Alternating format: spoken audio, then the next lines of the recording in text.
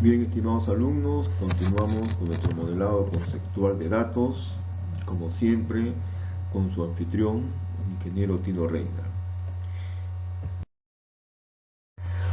En cuanto al producto que hemos visto que es el núcleo que mueve todo, porque el producto hace que las empresas preparen el producto, vale decir, lo diseñen, lo fabriquen, lo vendan, lo entregan. El cliente lo va a demandar, lo va a comprar, lo va a usar, lo va a criticar. Entonces, el núcleo es el producto, perdón, eh, es el elemento, ¿no? Digamos, fundamental de este esquema. Y acá vamos a presentar las diferentes etapas del ciclo de vida que pasa el producto, que son completamente naturales. Por ejemplo, el primer ciclo es definición de estos productos. Vamos a ver que tenemos que definir las características para obtener justamente el catálogo de productos. Y no solamente sus características físicas o características funcionales. Vamos a tener que definir eh, el protocolo, cómo es que se va a entregar este producto. Porque es importante para que el cliente sepa cómo es que se lo vamos a entregar o cómo va a ser construido, en todo caso. Y también bajo qué reglas y política de negocio va a acontecer estas operaciones. Una vez definido todos estos puntos importantes, ya estamos listos para fabricar el producto. Claro, el concepto de fabricar es muy sencillo si pensamos en bienes. Todos creo que tienen el concepto de lo que es fabricar un bien. Pero, ¿cómo será cuando el producto es un servicio? Sí, lo podemos definir, sí, su característica del servicio, perfecto. Fabricar servicio. Porque fabricar un servicio, entre comillas, ya tendríamos listo para la venta. ¿Ok? Sin embargo, ¿cómo se fabrica un servicio? ¿No? Si hemos dicho que son actividades que no generan bienes. Vamos a ver que fabricar servicios es tener todo listo para entregar el servicio. Pero ¿qué nos da esta fabricación? Nos da la posibilidad de tener productos listos para la venta, que es la siguiente etapa de este ciclo. Aquí se vende el servicio, bueno, el producto. Puede ser un bien, puede ser un servicio. En el caso de los bienes, creo que no hay nada mucho que comentar porque es muy fácil de darse cuenta cómo se vende un bien, ¿no? Pero ahora vender un servicio, ¿cierto? Es como vender pues un servicio de transporte, ¿ok? Uno típicamente compra un ticket, ya sea transporte terrestre, aéreo, marítimo, lo que sea, y lo compra. En ese momento a lo más le darán pues un tiquecito, ¿no? O como ocurre en la actualidad, los tickets aéreos son virtuales, si no entregan nada físico. Lo único que estarían entregando es la promesa que en una fecha, en un lugar, en una hora, se va a producir el inicio del servicio. ¿Okay? Entonces, fabricar debemos entenderlo como lo que estamos planteando, fabricar un servicio. Es la promesa de entregar justamente el servicio a una persona en una fecha, en una hora, en un lugar y a cargo de unos operarios. Porque después de la venta del servicio, donde inclusive si se vende, en muchos casos se paga, como el caso de los servicios aéreos, uno pagando el servicio, todavía no obtiene nada. Recién en la última etapa donde se entrega, ahí recién ya el servicio se desarrolla en el protocolo previamente establecido. Es así que estas 4 etapas que forman el ciclo de vida del producto también generan el ciclo de vida del sistema. ¿Por qué? Porque para cada etapa del producto tenemos que acompañarlo con el sistema. Es decir, un sistema donde se definan todos los parámetros del catálogo. Están las tipologías de productos, las reglas, los protocolos, ¿okay? Que lo que nos va a permitir inclusive saber cómo deberíamos preparar o fabricar el producto antes de venderlo. ¿Okay? Bien, vamos a ver que esta del producto forman el esquema que podríamos llamarle, es el esquema de las 4 etapas, que también podemos llamarle macrofunciones, por donde el producto se va a tratar, ¿no? De hecho, en la primera, ya hablando con un poco más de detalle, hemos dicho que hay que definir los catálogos de los productos con todas sus características que deben tener los productos. También tenemos que definir con mucha precisión las reglas y políticas que sigue la empresa para la entrega de estos productos, de estos servicios. Finalmente, ¿cuál es el protocolo de entrega de este servicio? Con todos estos, con toda esta información, el cliente va a tener claridad, va a tener transparencia para saber qué es lo que va a recibir, cuáles son sus características, bajo qué reglas debe regirse, qué política respetar y finalmente cuál va a ser el protocolo, los pasos a seguir en la entrega del servicio.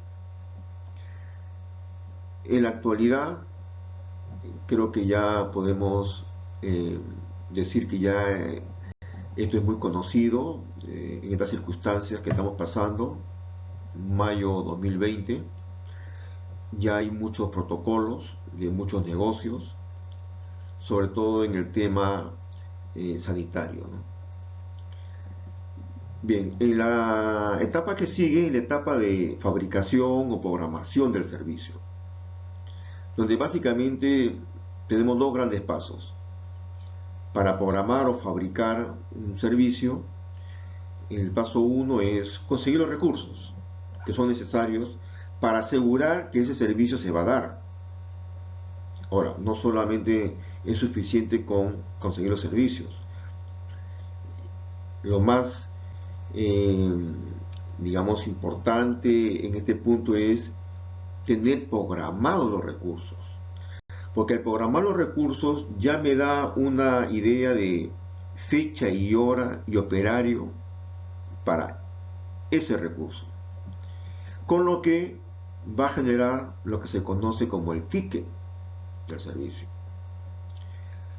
Ustedes compran un servicio por internet y le va a dar un ticket de atención. Y ustedes van a reclamar en caso que ese ticket definido por una fecha, una hora, un lugar, un operario que va a atender, no lo cumplen. Tienen todo el derecho de reclamar, porque ustedes estarían siendo estafados en el caso que no se cumpliera. Bien, hasta aquí estamos generando tickets, pero los tickets todavía no han sido entregados a los clientes, ¿de acuerdo? En la siguiente etapa de la venta de bienes y servicios, ahí donde se va a dar la entrega del ticket. Y también donde definimos 2 grandes momentos. El primero es donde el cliente determina el requerimiento, vale decir, qué producto del catálogo es el que necesita, es el que requiere, es el que desea. Si lo ubica en el catálogo, el producto entonces es factible. Lo que tiene que ahora ser validado es la disponibilidad, es decir, que haya un stock de tickets, que esté disponible para la fecha en que lo está solicitando. Si existe, ok, en ese momento se le va a asignar el ticket en el paso 2. Justamente en la asignación del ticket es que se produce la venta. Ya el cliente dice, ya este ticket es mío, y va a tener todos los derechos de exigir que se cumpla. Finalmente llegamos a la última etapa, y es donde ya se concreta toda la entrega de los productos a través de justamente la función de entrega, donde se va a dar una secuencia de eventos para que la entrega se dé por concluida. Para que todo esto quede reflejado de manera práctica, vamos a acompañar con un ejemplo muy sencillo que va a ser muy fácil de entender. El ejemplo consiste en un servicio de transporte aéreo. ¿Cómo podríamos definir este producto de vuelos? Como un servicio de traslado entre una ciudad origen hacia otra destino, en una aeronave determinada en horarios establecidos y en una categoría de zona al interior de la nave. Bueno, definitivamente esta definición semántica es importante y la estamos subrayando algunas palabras que son conceptos claves, por ejemplo, ciudad, origen, destino, aeronave, en la planta, ¿no? Horarios, donde se va a hacer la programación, y la categoría es cómo se va a dividir la nave para que tengan ciertos privilegios algunos clientes. En la definición de catálogos, ¿cuántos tipos de vuelos podríamos identificar? ¿No? Si recurrimos al esquema original, donde se definen justamente los catálogos de servicios, tendríamos que los catálogos van a definir la naturaleza del servicio de vuelo en diferentes productos, por ejemplo, desde el vuelo 1, N1 hasta el vuelo N10, por decirlo. De hecho, hay más, solamente mostramos una pequeña porción de esta tabla, y lo que observamos en la tabla son diferentes columnas que tienen justamente las palabras claves que habíamos subrayado, vale decir, ciudad origen, ciudad destino, horario, nave y categoría. ¿Qué tiene de particular estas columnas? Es que las ciudades, por ejemplo, origen pueden ser N, destino pueden ser N. Los horarios, en teoría, son días de la semana y horas de los días, vale decir, en un horario extendido podríamos tener de 7 días por 24 horas, o sea, vale decir, la cantidad de horarios factibles sería de 7 por 24. En cuanto a los tipos de nave, podrían haber, de hecho, naves pequeñas, naves medianas, naves muy grandes. Podríamos hablar de más de un tipo de nave. Y en cuanto a las categorías, ya es un tema más comercial. Hay categorías de económica, turista, VIP, etc. Son las más conocidas. ¿Qué significa estos valores de las diferentes variables? Es que podemos combinarlas. N origen, N destino, 7 por 24 horarios, 3 tipos de naves, 3 tipos de categorías. Entonces podríamos combinarla, y en la combinatoria tenemos N por N por N por N, ¿no? O sea, una cantidad muy grande de vuelos factibles, posibles. No necesariamente todos van a estar listos para la venta. Probablemente van a estar los que sean más demandados.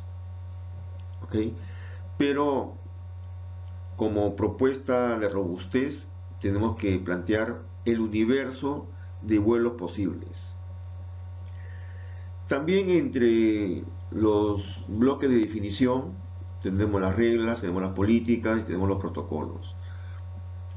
Ya que es un ejemplo sencillo, vamos a poner en este momento un ejemplo de protocolo de los vuelos, en donde típicamente ya cuando se va a iniciar el vuelo, eh, la secuencia de eventos o transacciones por los cuales va a transcurrir se inicia pues desde el famoso check-in, donde el pasajero con su equipaje se hace presente y la, la aerolínea pues le asigna un asiento al pasajero y un lugar en la bóveda del, del avión o de la nave, para luego proseguir con el abordaje, ya la nave en sí, obviamente la partida de la nave, la llegada hacia su destino y finalmente el check-out, que vendría a ser